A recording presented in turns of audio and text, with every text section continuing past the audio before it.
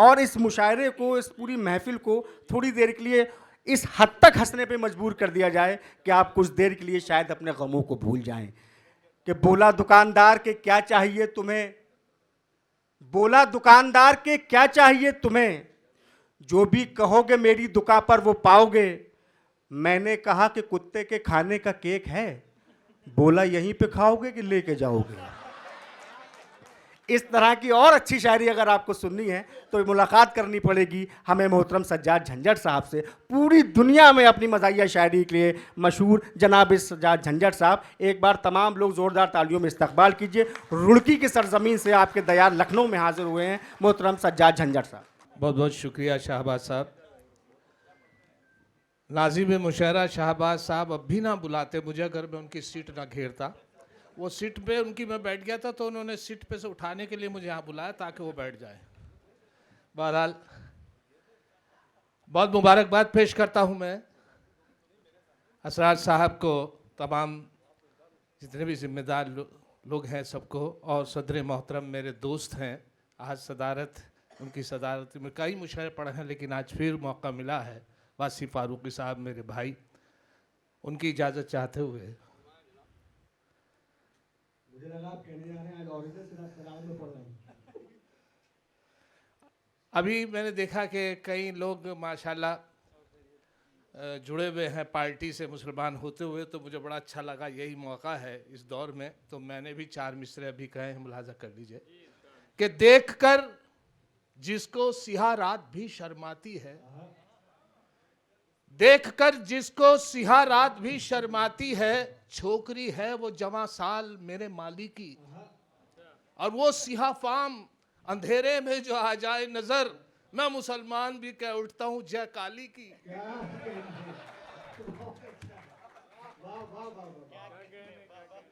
देखकर जिसको सिहा रात भी शर्माती है, छोकरी है वो जवां साल मेरे माली की, और वो सिहा फाम अंधेरे में जो आ जाए नजर, मैं मुसलमान भी कह उठता हूँ जय काली की। बहरहाल बहुत अच्छी शाहबाज साहब निजामत कर रहे हैं, अच्छे शेर उन्होंने अपने भी सुनाए हैं, और जब जिम्मेदारी आ जाती है नाजिम की तो मुझे 4 मिसरे ये भी याद आता है नाजिम मुशायरा की माजत के साथ कि अगर एक शेर भी झंझट कभी चोरी का पढ़ता हूँ, अगर एक शेर भी झंझट कभी चोरी का पढ़ता हूँ, उठाकर आसमां सर पर सभी शायर बिगड़ते हैं, मगर इन नाज़िम आला को कोई कुछ नहीं कहता जो दौरान निजामत दूसरों के शेर पढ़ते हैं। मगर इन नाज़िम आला को कोई कुछ नहीं कहता जो दौराने निजामत दूसरों के शेर पढ़ते हैं। बात आई थी कि बहुत ही फहरिस्त तवील है, थोड़ा सा इख्तिसार से काम लिया जाए। तो ऐसे ही हॉल में मुशायरा था, आलमी मुशायरा था, तो एक साहब जो बाहर से आए थे हिंदुस्तान, उनको पहली बार मौका मिला था, पढ़ रहे थे और हट नहीं रहे थे माइक छोड़ के। तो बीच में से आप जैसे लोग जो बड़े संजीदा और बड़े जवान हाजिर दिमाग होते हैं, तो उसमें से एक आदमी ने एक जुमला पास किया, मुझे बड़ा अच्छा लगा, तो उसे मैंने 4 मिसरों में किया है। जब वो पढ़ते रहे तो एक साहब खड़े हुए, तो जो मुझे जुमला था मुलाजा फरमाए। अच्छा, इरशाद नाम का आदमी कभी चैन से सो नहीं सकता मुशायरों में। इरशाद ना चैन से बैठ सकता, क्योंकि वो इरशाद और इरशाद तो ये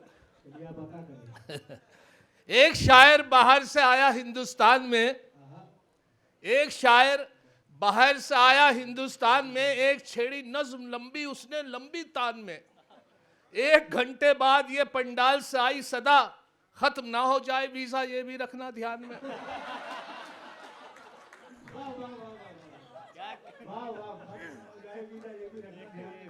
एक शायर बाहर से आया हिंदुस्तान में, एक छेड़ी नज्म लंबी उसने लंबी तान में, 1 घंटे बाद ये पंडाल से आई सदा, खत्म ना हो जाए वीजा ये भी रखना ध्यान में। और एक अच्छा ऐसा होता है कि कभी सब जब मुशायरा होता है सबको शौक होता है कि मैं भी अपनी हाजिरी, मैं भी पार्टिसिपेट करूं, मैं भी गज़ल पढ़ूं। तो एक लड़के ने बड़ी कहा, लेकिन फहरिस्त तबील से बिल्कुल मकामी शायर पे पाबंदी थी, लेकिन एसडीएम साहब का भतीजा था, उनका हुक्म कौन टाल सकता था। उन्होंने कहा साहब मेरा भतीजा ज़रूर पढ़ेगा। मुशायरा कन्वीनर पे जब ये हुक्म तारी हो गया तो उसने कहा ठीक है साहब, आपका भतीजा पढ़ लेगा। शायर नहीं था, दिन भर उसने गज़ल पर्चे पे लिखी, किसी के कुछ याद कर ली, कुछ भूल याद नहीं थी तो उसने सोचा पर्चा रख लेता हूँ जेब में और वो जब भूलूंगा तो निकाल लूँगा। इत्तेफाक से वो जो पैंट बदल के आया, अब उसे ये एतबार था कि शायद मेरी पैंट में है, लेकिन वो वहीं पर रह गया। अब देखिए मैं भी उस मुशायरे में था, क्या कैफियत थी, बिल्कुल प्रैक्टिकल बात कि वो जब पहुंचा नाजिम मुशायरा ने उसको बुलाया और वो जैसे अच्छा मिसरा उला तो उसके याद था मतले का, वो मिसरा सानी भूल गया। अब देखिए उसकी जहन की बात, बड़ा मजा आया तो उसने एकदम मिसरा उला उठा के जली शम्मा हुआ परवानों का खून, जली शम्मा हुआ परवानों का खून, जली शम्मा हुआ परवानों का खून, जली शम्मा हुआ परवानों का खून, जली शम्मा हुआ परवाना का खून, इन्ना लिल्लाहि व इन्ना इलैहि राजिऊन।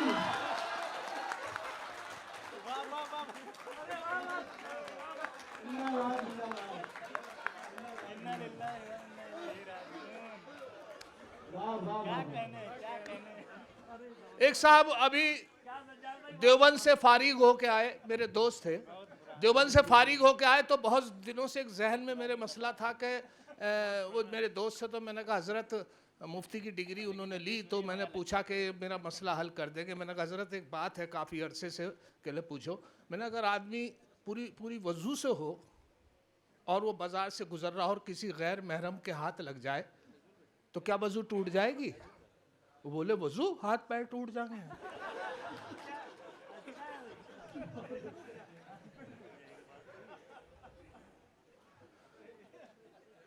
अब मुलाहिजा फरमा ले, मैं तज़मीन पेश कर रहा हूँ मुज़फ़्फ़र रज़वी साहब का वो मशहूर शेर के जब्र भी देखा है तारीख़ की नज़रों ने, लम्हों ने ख़ता की थी सदियों ने सज़ा पाई।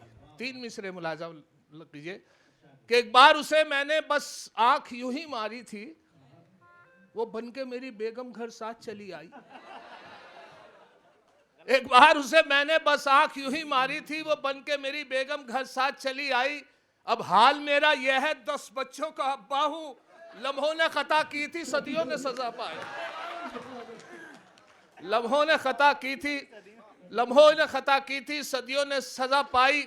और ये भी देखें कि एक बहुत पुरानी कहावत है 100 सुनार की, उसमें 3 मिसरे लगे हैं, देखिए क्या बनता है कि औलाद 101 थी जो एक लुहार की, औलाद 101 थी जो एक लुहार की, बीवी से बोले ये मेरी दौलत है प्यार की। बीवी का था जवाब अजी रहने दो मियाँ, इनमें है 100 सुनार की बस एक लुहार की,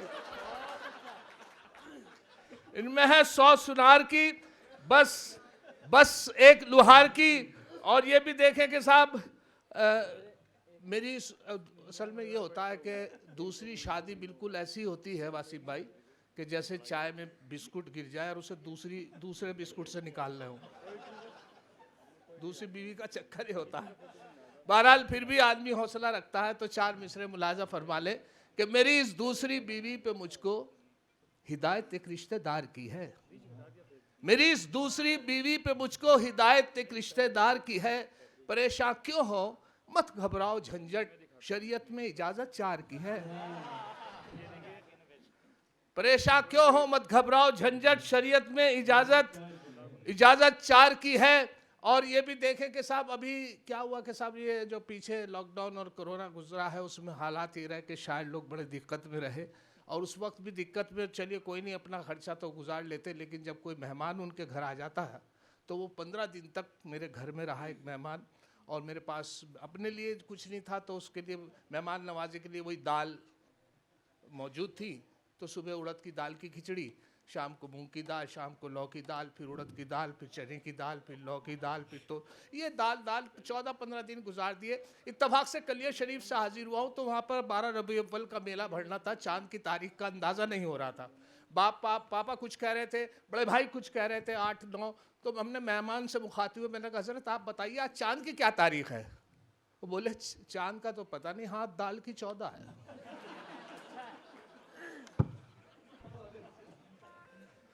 जब उन्होंने एहसास दिलाया तो मुझे एहसास हुआ, मेरी वाइफ भी थी, मेरी एहलिया खड़ी थी बराबर में, तो उन्होंने मुझे आवाज़ दी, पूछा, कह लगे इनके ऐसा कीजिए आप कुछ अच्छी सी चीज़, एक अंडा तो आसानी से मिल रहा है तो अंडा करी इनके सामने पेश कीजिए बना।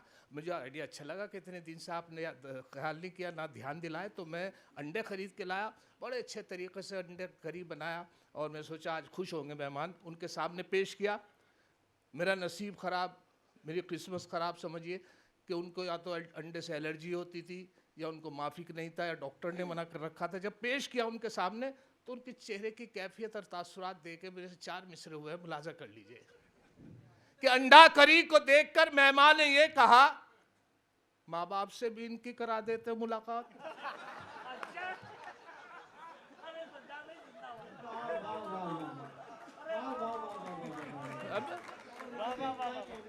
अंडा करी को देखकर मेहमान ने ये कहा, माँ बाप से भी इनकी करा देते मुलाकात। झंझटिए बोले, इनके तो माँ बाप नहीं है, फिलहाल इन यतीम के ही सर पे रख दो हाथ।